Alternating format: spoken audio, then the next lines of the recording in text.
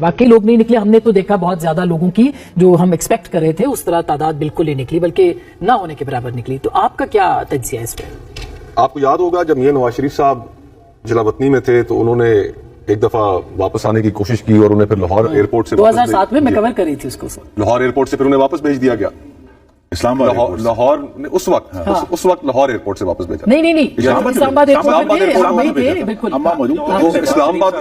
اسلام آباد یہ لوگ وہاں موجود تھے ویسے, لیکن بہت سے لوگ موجود نہیں تھے. میں بات وہی کر رہا ہوں کہ اس وقت یہ جو انقلاب مسلم لیگ نون نے لے کر آنا تھا اور جو اپ سویل تھا وہ آپ کو نظر آیا؟ بالکل نہیں.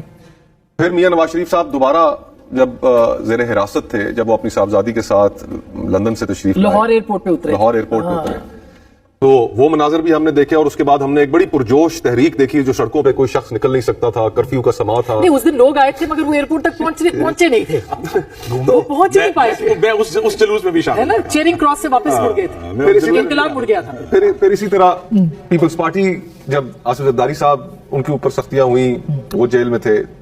دیکھیں یہ لوگوں کا نکلنا نہ نکلنا, اور ہمیں یہ بات ذہن میں رکھنی چاہیے کہ, اور تھوڑا سا انفیئر بھی ہے یہ تقاضا کرنا تحریک انصاف سے کہ جو ان کے ساتھ پچھلے 2 سالوں میں ہو گئی ہے, جس کریک ڈاؤن کا انہوں نے سامنا کیا ہے, پوری کی پوری جماعت کا جو آرگنائزیشنل سٹرکچر ہے اس کو ڈسمینٹل کر دیا گیا ہے. ابھی ہفتہ پہلے جو اپوزیشن لیڈر تھے قومی اسمبلی میں, اپوزیشن لیڈر تھے سینٹ میں, اپوزیشن لیڈر تھے پنجاب اسمبلی میں, 10 سال انہیں سزائیں سنائی گئی, چادر اور 4 دیواری کا تقدس پامال کیا گیا. تو جو سختیاں انہوں نے برداشت کی ہے, کیا ان کا اعتراض ختم ہو گیا؟ سوال تو یہ ہونا چاہیے.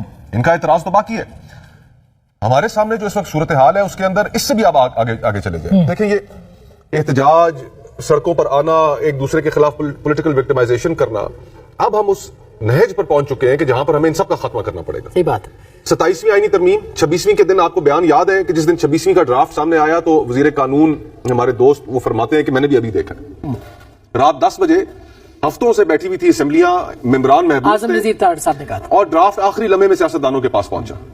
27ویں آئینی ترمیم کی بازگشت بھی شروع ہے. اب سوال یہ پیدا ہوتا ہے کہ ہم نے اس نظام کو کتنا کمزور کرتے جا, اور سیاستدانوں نے کیا اس نظام کے کمزور ہونے پر یہ جو سویلین سپیس سیڈ ہو گئی ہے اس کے اوپر کوئی پوزیشن لینی بھی ہے یا نہیں لینی, اور کیا پوزیشن نہ لینا آج مسلم لیگ نون کے مفاد میں ہوگا, پیپلز پارٹی کے مفاد میں ہوگا, کہ جہاں پر NFC کو چھیڑنے کی باتیں کی جا رہی ہیں, جہاں پر 18ویں ترمیم کو رول بیک کرنے کی باتیں کی جا رہی ہیں. 27ویں ترمیم پہ آتے ہیں, کیا آپ سمجھتے ہیں کہ آپ کی ہائبرڈ نظام ہے